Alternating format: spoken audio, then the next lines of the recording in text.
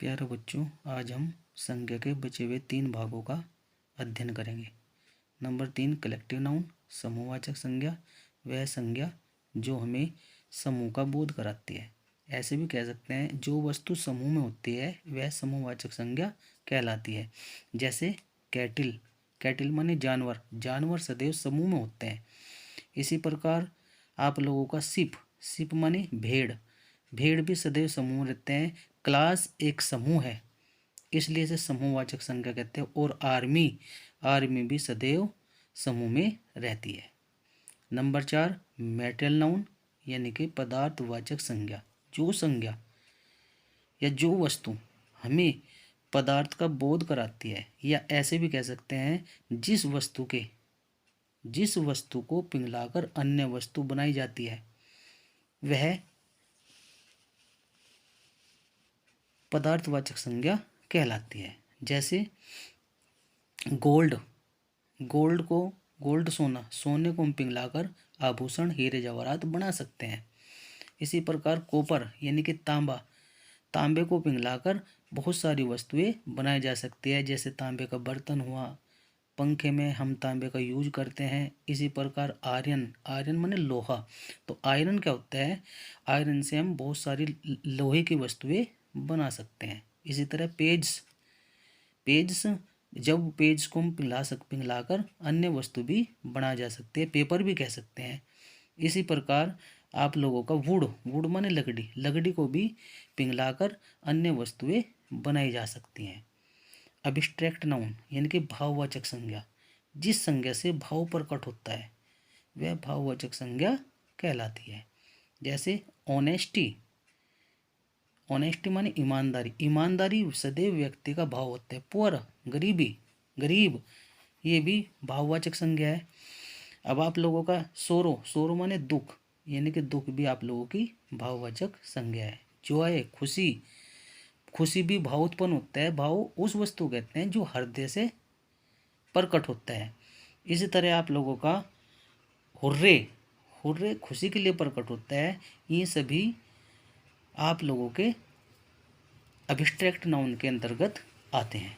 अब प्यारे बच्चों, हम कुछ उदाहरण प्रयोग करके आप उन उदाहरणों के द्वारा नाउन जैसे 5 प्रकार के होते हैं, उन उदाहरणों के द्वारा हम लोग नाउन की पहचान करेंगे।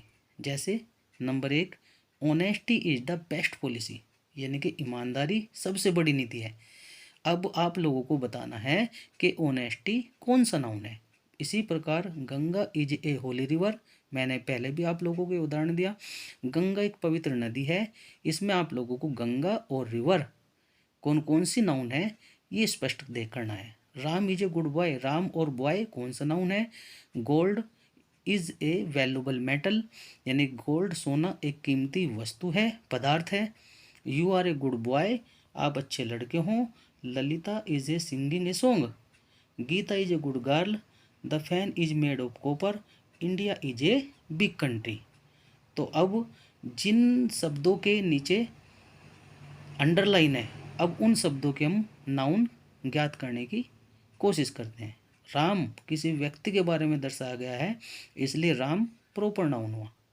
बॉय एक पूरी जाति को दर्शाता है, इसलिए बॉय आप लोगों का कॉमन नाउन हुआ। गोल्ड माने सोना, गोल्ड इज वैल्यूबल मेटल, जो गोल्ड होता है एक बहुत कीमती पदार्थ है, लेकिन गोल्ड एक पदार्थ है, इस प्रकार यह गोल्ड मेटल नाउन है। You are a good boy, तुम एक अच्छे लड़के हो। इस वाक्य में बॉय शब्द पूरी पुरुष जाति का बोध कराता है, इस तरह यह कॉमन नाउन होता है। अब ललित, ललित एक व्यक्ति है, तो प्रॉपर नाउन सॉन्ग एक गीत है, कोई से भी हो सकता है। Geeta is a good girl, Geeta एक लड़की है, प्रॉपर नाउन है, और गर्ल पूरी जाति को दर्शाता है, तो आप लोगों का कॉमन नाउन हुआ।